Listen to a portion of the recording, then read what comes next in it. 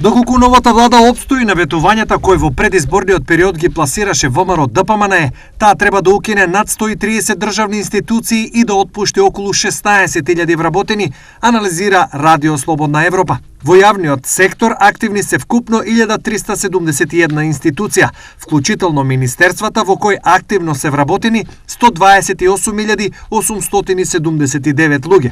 Според регистарот на Министерството за информатичко општество и администрација, бројката доаѓа до околу 160.000 со оние кои се вработени со договор на дело.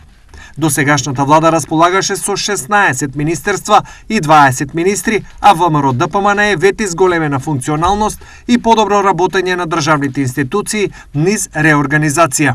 Од друга страна, правни експерти на кои Радио Слободна Европа се повикува, изразиле скепса дека напишаното во изборната програма може до крај да се спроведе.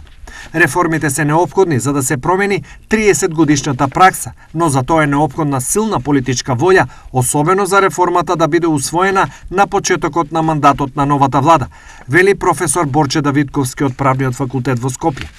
Планот на ВМРО ДПМНЕ е Министерството за економија да прерасне во Министерство за економија и труд.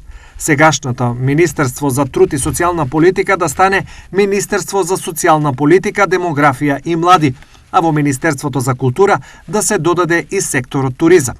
Нови министерства да бидат Министерството за енергетика, рударство и минерални суровини и Министерство за дигитална трансформација.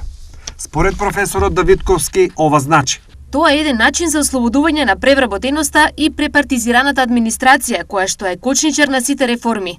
800 милиони евра годишно одат за плати на тие 160.000 луѓе. Вели Давидковски, реформите кои ВМРО ДПМНЕ ги најавува имаат тенденција за функционална оптимизација и намалување на незадоволството, вели Искра Белчева-Ристовска од Центарот за управување со промени, стои во анализата на Радио Слободна Европа.